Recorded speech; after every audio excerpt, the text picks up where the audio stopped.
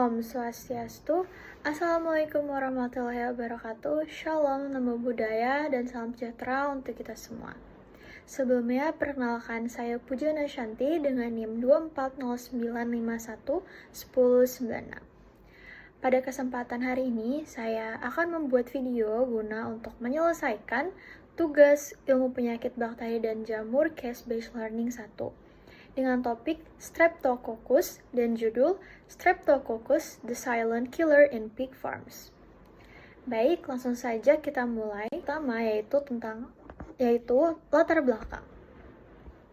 Bakteri Streptococcus sendiri merupakan kelompok bakteri gram positif yang dapat hidup secara alami pada saluran pernapasan, pencernaan, atau reproduksi hewan termasuk babi. Dalam kondisi normal, bakteri ini bisa bersifat komensal, artinya tidak menyebabkan penyakit. Namun, ketika daya tahan tubuh hewan menurun atau kebersihan lingkungan yang buruk, Streptococcus dapat berubah menjadi patogen yang memicu infeksi serius. Salah satu spesies yang paling sering menyerang babi adalah Streptococcus suis, yang dikenal menyebabkan penyakit menular dengan gejala seperti demam tinggi, radang sendi, gangguan saraf atau meningitis, pneumonia, hingga kematian mendadak. Tidak hanya berbahaya bagi hewan, beberapa strain Streptococcus suis juga bersifat zoonosis, artinya dapat menular ke manusia yang memiliki kontak langsung dengan hewan atau produk hewan yang terinfeksi. Penyakit akibat infeksi Streptococcus seringkali menyebar cepat di lingkungan peternakan dengan kepadatan tinggi dan kebersihan yang kurang terjaga. Faktor-faktor seperti kandang yang lembab, ventilasi buruk, penggunaan peralatan tidak steril, serta sistem pakan dan minum yang tidak higienis menjadi pemicu utama penyebaran bakteri ini. Baik, selanjutnya adalah permasalahan kasus. Untuk permasalahan kasus, saya mengambil dari kasus yang berada di internet, yaitu kasus kematian ternak babi terparah terjadi di Dusuwutuh, Desa Galang, Kecamatan Welak, Kabupaten Manggarai Barat, Flores, Nusa Tenggara Timur.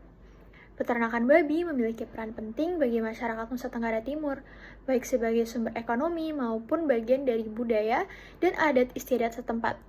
Namun, pada tahun 2020 terjadi kasus kematian massal ratusan ekor babi di wilayah tersebut. Berdasarkan laporan dari media, kematian babi-babi itu diduga disebabkan oleh infeksi bakteri Streptococcus. Wabah ini menimbulkan kekhawatiran besar di kalangan peternak karena selain menyebabkan kerugian ekonomi yang signifikan, juga berpotensi mengancam keberlangsungan usaha peternakan dan ketahanan pangan lokal. Kasus kematian massal babi di NTT memperlihatkan lemahnya sistem pengawasan kesehatan hewan di daerah tersebut. Dugaan infeksi bakteri Streptococcus menunjukkan bahwa praktik kebersihan, kandang, sanitasi, dan pengelolaan peternakan masih belum optimal. Selain itu, rendahnya kesadaran peternak terhadap pentingnya vaksinasi dan pemeriksaan rutin hewan ternak memperparah penyebaran penyakit. Pemerintah daerah pun tampak belum sepenuhnya siap dalam melakukan tindakan cepat tanggap terhadap wabah semacam ini, baik dari sisi laboratorium diagnostik maupun penanganan lapangan. Selanjutnya adalah pembahasan dari kasus tersebut. Kasus kematian babi di NTT pada tahun 2020 menunjukkan adanya ancaman serius terhadap kesehatan hewan ternak Indonesia bagian timur. Berdasarkan laporan lapangan, ratusan ekor babi mati dalam waktu singkat dan hasil pemeriksaan sementara mengarah pada infeksi bakteri Streptococcus. Infeksi ini seringkali bersifat sistemik, artinya menyerang seluruh tubuh hewan, bukan hanya organ tertentu. Kondisi tersebut menjelaskan mengapa angka kematiannya tinggi dan berlangsung sangat cepat. Bakteri Streptococcus, khususnya spesies Streptococcus suis, dikenal sebagai patogen penting pada babi. Bakteri ini dapat hidup di saluran pernapasan bagian atas, amandel, dan saluran pencernaan babi tanpa menimbulkan gejala pada kondisi normal. Namun, ketika sistem kekebalan tubuh hewan melemah, misalnya akibat stres, cuaca ekstrim, kekurangan nutrisi, atau infeksi virus lain, bakteri ini dapat menjadi aktif dan menimbulkan penyakit. Infeksi Streptococcus umumnya menyebabkan gejala seperti demam tinggi, hilang nafsu makan, kejang, kelumpuhan, dan pada kasus berat kematian mendadak. Selain menyerang sistem saraf, Streptococcus suis juga dapat menyebabkan infeksi pada paru-paru atau pneumonia, jantung atau endokarditis, dan sendi artritis. Kondisi kandang yang lembab, ventilasi yang buruk, serta sanitasi yang tidak memadai mempercepat penyebaran bakteri antar individu.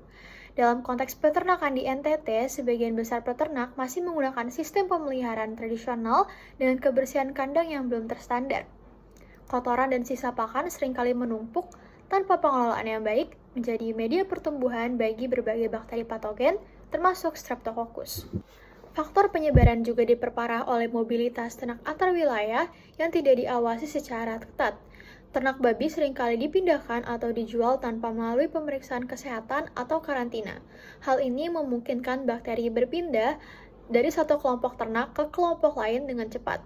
Apabila satu kandang terinfeksi, maka babi lain di sekitarnya akan mudah tertular melalui air minum bersama, alat makan, atau kontak langsung. Baik, selanjutnya adalah upaya pencegahan. Yang pertama, hal yang bisa kita lakukan adalah penyuluhan dan edukasi peternak. Pemerintah dan dinas terkait perlu mengadakan pelatihan rutin tentang manajemen kesehatan ternak, tanda-tanda penyakit menular, dan prosedur pelaporan wabah. Yang kedua, bisa dengan meningkatkan biosecurity di peternakan. Peternak perlu menjaga kebersihan kandang, menyediakan ventilasi yang baik, serta rutin membersihkan peralatan dan area sekitar peternakan. Yang ketiga, kita bisa melakukan program vaksinasi dan pencegahan penyakit. Vaksinasi terhadap penyakit umum pada babi ini perlu dilakukan secara berkala. Dinas Peternakan harus memantau pelaksanaan vaksinasi serta mendata jumlah ternak secara teratur. Yang keempat adalah kolaborasi multisektor atau One Health Approach. Ini adalah kerjasama antara Dinas Peternakan, Dinas Kesehatan, akademisi, dan masyarakat yang perlu diperkuat untuk mendeteksi dan menangani penyakit zoonosis lebih dini. Yang kelima, peningkatan sistem pengawasan dan diagnostik. Pendirian laboratorium kesehatan hewan di wilayah-wilayah terpencil seperti NTT agar diagnosis dapat dilakukan cepat dan akurat. Baik, selanjutnya adalah kesimpulan. Kasus kematian massal babi di Nusa Tenggara Timur akibat dugaan infeksi bakteri Streptococcus menunjukkan betapa rapuhnya sistem kesehatan hewan di daerah tersebut, terutama dalam hal pengawasan, penanganan, dan pencegahan penyakit menular. Penyakit yang disebabkan oleh Streptococcus, khususnya Streptococcus suis, tidak hanya berdampak fatal pada hewan ternak, tetapi juga berpotensi menular ke manusia sehingga menimbulkan ancaman bagi kesehatan masyarakat. Faktor utama yang memicu penyebaran penyakit ini antara lain rendahnya tingkat kebersihan kandang, minimnya penerapan biosecurity, kurangnya kesadaran peternak terhadap pentingnya vaksinasi dan pemeriksaan kesehatan hewan, serta keterbatasan fasilitas diagnostik di daerah. Keterlambatan deteksi dini menyebabkan wabah menyebar dengan cepat dan menimbulkan kerugian ekonomi yang besar bagi para peternak lokal. Oleh karena itu, diperlukan langkah-langkah komprehensif dan berkelanjutan untuk memperkuat sistem kesehatan terutama di wilayah-wilayah terpencil seperti di NTT, sehingga keberlanjutan sektor peternakan babi tetap terjamin dan kesejahteraan masyarakat dapat meningkat. Baik, yang terakhir adalah saran. Saran dari saya adalah pemerintah daerah perlu meningkatkan kapasitas sumber daya manusia di bidang kesehatan hewan serta memperkuat infrastruktur laboratorium untuk deteksi dini penyakit. Peternak diharapkan lebih aktif mengikuti penyuluhan dan menerapkan prinsip biosecurity di peternakan. Kolaborasi antara masyarakat, akademisi, dan pemerintah sangat dibutuhkan untuk menciptakan sistem peternakan yang tangguh, berkelanjutan, dan bebas dari ancaman wabah penyakit menular.